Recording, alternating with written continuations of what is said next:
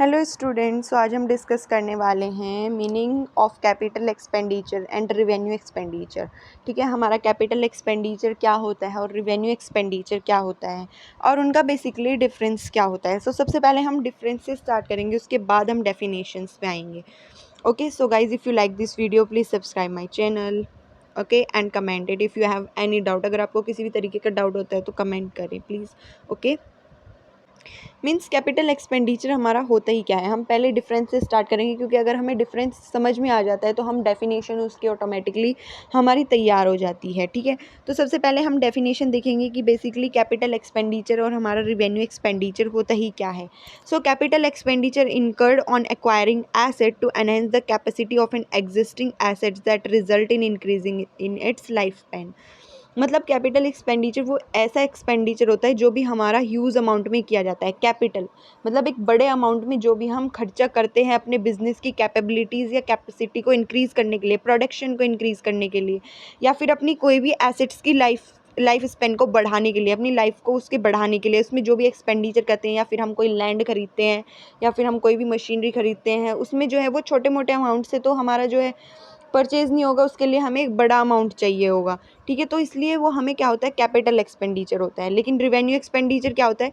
Revenue expenditure expenses incurred for maintaining day to day activities of the business. मतलब जो expenses हमारे incurred होते हैं, जो एक्सपेंसेस हमारे लगते हैं day to day activities business की चलाने के लिए, सो वो होते हैं हमारे रिवेन्यू एक्सपेंडिचर। ठीक है, अभी हम देखेंगे कि इसका टेन्योर क्या क्या होता है। कैपिटल एक्सपेंडिचर जो होते हैं वो लॉन्ग टर्म के लिए होते हैं। मतलब वो शॉर्ट टर्म में हमें बेनिफिट्स नहीं प्रोवाइड कराते, वो लॉन्ग टर्म तक का हमें प्रोवाइड कराते हैं। मतलब जैसे कि एक मशीनरी हमने परचेज़ की, सो वो हमें 1 साल तो बेनिफिट प्रोवाइड नहीं करेगी, क्योंकि हमने उस पर काफ़ी अच्छा खर्चा किया है। भाई, कंपनी ने उस पर 1 करोड़ 2 करोड़ का खर्चा किया है, तो कंपनी जो है उस पर 1 साल तक तो उससे बेनिफिट नहीं लेगी, उससे कम से कम भी 6 से 7 साल तक उससे बेनिफिट लेगी। सो ये लॉन्ग टर्म के लिए भी हेल्प करता है, मतलब लॉन्ग टर्म तक हेल्प करता है। लेकिन जो रिवेन्यू एक्सपेंडिचर होता है वो शॉर्ट टर्म के लिए होता है। बिजनेस की जो डे टू डे एक्सपेंसेस होता है वो उसको क्या करता रहता है, सॉल्व करता रहता है। कितना एक्सपेंडिचर हुआ, ठीक है, इस दिन इतना हुआ मैंने पे कर दिया, इस दिन इतना हुआ मैंने पे कर दिया। ठीक है, सो ये ऐसे होता है।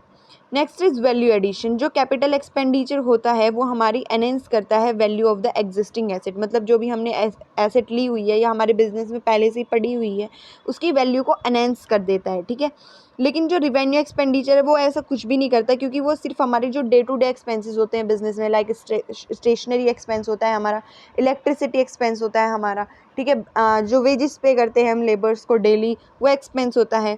सो इसमें कोई भी वैल्यू एडिशन नहीं हो पाता, ये सिर्फ एक एक्सपेंस की तरह वर्क करता है। लेकिन ये जब हम एसेट्स में एसेट परचेज़ करते हैं, या फिर कोई लैंड परचेज़ करते हैं, या फिर कोई मशीनरी परचेज़ करते हैं, सो ये हमारे बिजनेस को वैल्यू एडिशन प्रोवाइड कराता है, उसकी बिजनेस की कैपेबिलिटी एंड कैपेसिटीज़ को एनहेंस करता है। Now next is presence, physical presence. ठीक है, कैपिटल एक्सपेंडिचर क्या होता है, has a physical presence except for intangible asset. मतलब इसकी फिजिकल प्रेजेंस होती है, जैसे कि लैंड में, मशीनरी में। सो ठीक है, जो भी हम परचेज करेंगे कैपिटल एक्सपेंडिचर में, उसकी फिजिकल प्रेजेंस होगी, एक्सेप्ट मतलब जो इंटेंजिबल एसेट्स होती हैं जिसको हम छू नहीं सकते। Next is revenue expenditure. Revenue expenditures कौन से होते हैं, do not have a physical presence. क्योंकि हमें बेसिकली क्या करना है रिवेन्यू एक्सपेंडिचर में, हमें अपने डे टू डे एक्सपेंसेस पे करने हैं। इलेक्ट्रिसिटी बिल हो गया, अब उसका हमारी फिजिकल प्रेजेंस हो सकती है अगर हम उसको पे कर रहे हैं। ठीक है, लेकिन अगर हम मशीनरी परचेज करते हैं तो उसकी फिजिकल प्रेजेंस है। ठीक है, next is impact on revenue. ठीक है, तो ये हमारे इम्पैक्ट क्या करता है रेवेन्यू के ऊपर। जो कैपिटल एक्सपेंडिचर होता है do not reduce business revenue, ये हमारे बिजनेस रेवेन्यू को रिड्यूस नहीं करता, क्योंकि ये तो हमारा हेल्प करता है उसको बढ़ाने में। बल्कि क्योंकि हम अपने बिजनेस के लिए न्यू एसेट्स लेके आ रहे हैं, अपने बिजनेस को अपना और एक्सपेंड कर रहे हैं, तो लैंड लेके आ रहे हैं। ठीक है, तो ऐसी नई नई चीज़ें हमारे बिजनेस की कैपेबिलिटीज़ और कैपेसिटी को एनहेंस करती हैं। लेकिन जो रिवेन्यू एक्सपेंडिचर होते हैं, हमारे जो डेली एक्सपेंडिचर होते हैं बिजनेस में, वो रिड्यूस करते हैं बिजनेस के रिवेन्यू को। Okay, next is potential benefit. अब हमारा बेनिफिट कौन से ज़्यादा प्रोवाइड करता है, जो हमारा कैपिटल एक्सपेंडिचर होता है वो हमें लॉन्ग टर्म बेनिफिट प्रोवाइड करता है बिजनेस में। मतलब ज़्यादा टाइम तक हमें बेनिफिट्स प्रोवाइड करता है बिजनेस में, लेकिन ये क्या करता है, हमारा शॉर्ट टर्म बेनिफिट्स प्रोवाइड करता है। मतलब जैसे ही हमारा एक्सपेंसेस आया डे टू डे हमने पे कर दिया तो हमें शॉर्ट टर्म बेनिफिट हो गया, जैसे ही पे आया हमारा खर्चा है वैसे ही हमने पे कर दिया, ठीक है। सो ये हमें शॉर्ट टर्म बेनिफिट प्रोवाइड कराता है रिवेन्यू एक्सपेंडिचर। लेकिन जो कैपिटल एक्सपेंडिचर होता है वो हमें लाइक हमने मशीनरी परचेज कर ली तो वो हमें 5 ईयर्स 6 ईयर्स 7 ईयर्स 10 ईयर्स जितनी भी उसका लाइफ टाइम होगा उस टाइम तक हमें बेनिफिट्स प्रोवाइड करेगी। Next is appearance. जो हमारा कैपिटल एक्सपेंडिचर होता है appears as assets in the balance sheet. So as a assets वो बैलेंस शीट में हमें शो किया जाता है and some proportion in the income statement, और उसका कुछ सम प्रोपोर्शन कहाँ पे शो किया जाता है, इनकम स्टेट में। लेकिन जो रिवेन्यू एक्सपेंडिचर होता है वो ऑलवेज कहाँ पे शो किया जाता है, इनकम स्टेटमेंट में। Okay, so guys this is all about the difference between them. तो अब हम देखेंगे what are the meaning of capital expenditure detail में and what are the meaning of revenue expenditure. So capital expenditure जैसे कि हमने अभी देखा है कि expenditure that are incurred by an organisation, मतलब जो भी कोई ऑर्गेनाइजेशन क्या कर रही है, इनकर्ड कर रही है, एक्सपेंस लगा रही है, क्या लेने के लिए, लॉन्ग टर्म बेनिफिट्स लेने के लिए। मतलब ये हमें जैसे कि हमने कैपिटल एक्सपेंडिचर किया, ह्यूज अमाउंट में एक्सपेंडिचर किया, तो वो शॉर्ट टर्म तो बेनिफिट हमें प्रोवाइड नहीं करने वाला, हमें ज़्यादा दिन तक ही प्रोवाइड करेगा। क्योंकि अगर हमने मशीनरी परचेज़ की है या फिर लैंड परचेज़ किया है तो हमने 1 साल तो सोच के किया नहीं होगा कि हमने भाई 2-3 करोड़ अपने पैसे लगाए हैं तो हम सिर्फ 1 साल उसका बेनिफिट लेंगे। हम लॉन्ग टर्म के लिए बेनिफिट्स के लिए ही सोच के लगाते हैं। सो उसको हम क्या बोलते हैं, कैपिटल एक्सपेंडिचर बोलते हैं। These expenditure serve the purpose of the increasing capacity. मतलब ये क्या करते हैं, हमारे बिजनेस की कैपेसिटी और कैपेबिलिटीज़ को हेल्प करते हैं long term assets by either enhancing new assets to the organisation. Okay, so ये हमारा क्या करता है, बिजनेस में न्यू एसेट्स को लेके आता है, हमारे बिजनेस की कैपेबिलिटीज़ एंड कैपेसिटी को एनहेंस करता है।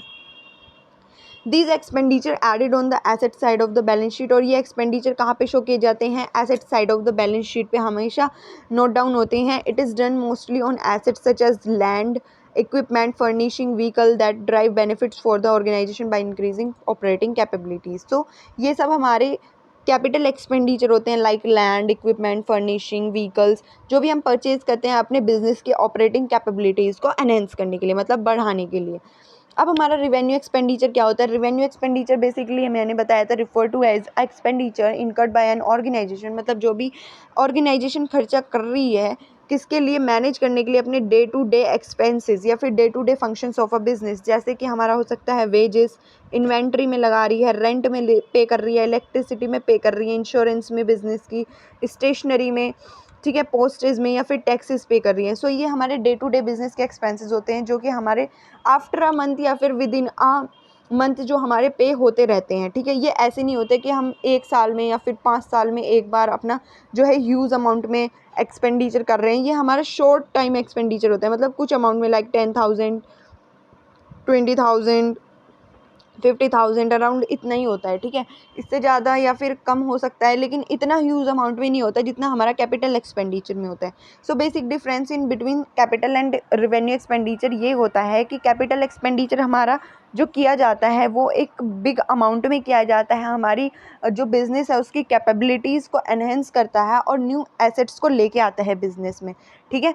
लेकिन जो रिवेन्यू एक्सपेंडिचर है वो हमें शॉर्ट टर्म बेनिफिट प्रोवाइड कराता है और ये हमारी बिज़नेस के डे टू डे एक्टिविटीज़ या डे टू डे जो भी हमारे एक्सपेंडिचर होने हैं उनको पे आउट करने में हेल्प करता है। जैसे कि हमारा क्या होता है कि हम वेजेस पे कर रहे हैं लेबर को, इन्वेंट्री मंगा रहे हैं, ठीक है, रेंट पे कर रहे हैं, इलेक्ट्रिसिटी बिल पे कर रहे हैं, इंश्योरेंस पे कर रहे हैं, अपना इंश्योरेंस जो भी हमारा प्रीमियम आ रहा है, स्टेशनरी का चार्जेस हम पे कर रहे हैं, ठीक है, ये टैक्सेस वगैरह। सो ये सब हमारे रिवेन्यू एक्सपेंडिचर होते हैं, ठीक है। लेकिन जो हमारा कैपिटल एक्सपेंडिचर होता है वो हमें क्या प्रोवाइड कराता है, हमें बेनिफिट्स प्रोवाइड कराता है, लेकिन इससे हमें कोई भी बेनिफिट नहीं होता, लेकिन शॉर्ट टर्म बेनिफिट होता है कि हमारे डे टू डे एक्सपेंसेस हो जाते हैं, ठीक है।